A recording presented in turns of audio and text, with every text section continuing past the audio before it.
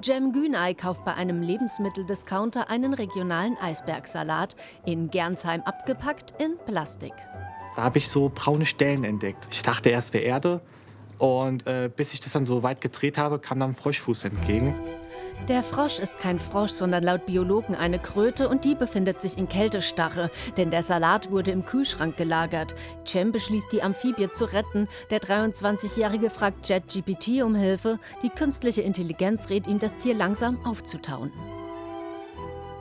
Und anschließend mit einer Herzrhythmusmassage habe ich den so umgedreht und habe da so ein paar Mal drauf getippt, wie ChatGPT meinte. Und ja, nach so 2 Minuten habe ich die ersten Blubberbläschen gesehen am Bauchbereich.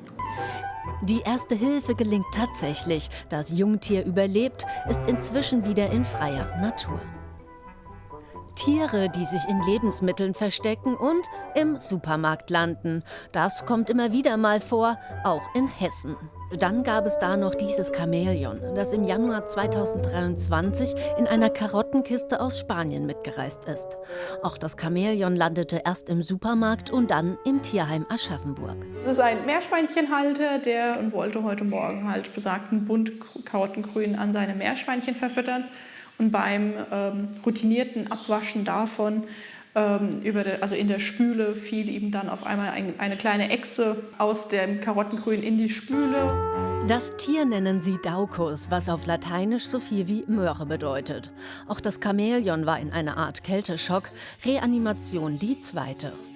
Wir haben dann natürlich in der Zwischenzeit, weil er sich ja bei uns schon angemeldet hat, ein Terrarium vorbereitet, wo das Tier hinkommt mit Wärmelampe, die allerdings auch nicht zu hoch ist, damit wir das Tier halt ganz langsam wieder an die richtige Temperatur gewöhnen. Auch Daucus hat seinen Supermarktausflug wohlbehalten überstanden. Nicht ganz so wohl ist manchem vielleicht bei dem, was jetzt kommt. Eine Giftspinne im mittelhessischen Lauterbach, die, ja, Klischee erfüllt, in einer Bananenkiste im Supermarkt entdeckt wurde. In der Kiste am Boden selbst haben wir eine Spinne gesehen, die abnormal groß war, also viel größer wie das, was ich jetzt aus unserer Gegend hier kenne.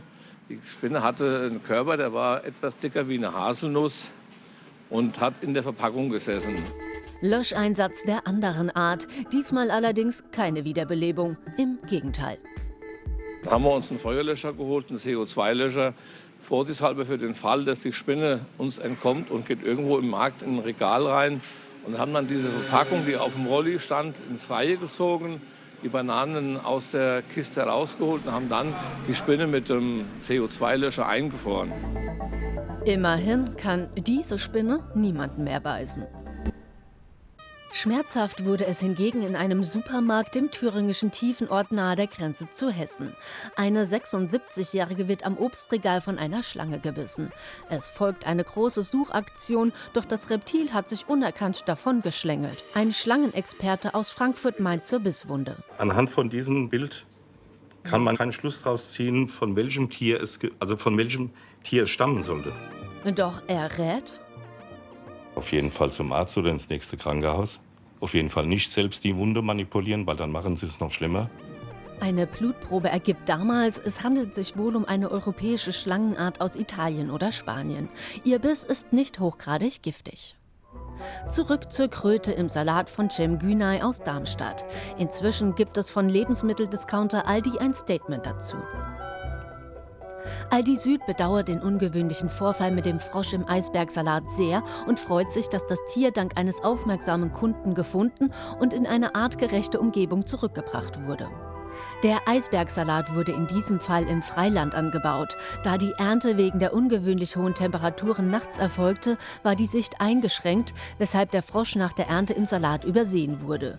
Die Erntekräfte wurden inzwischen nochmals sensibilisiert. Immerhin ging es ja gut aus, Kröte befreit, wiederbelebt und zurück in der Natur.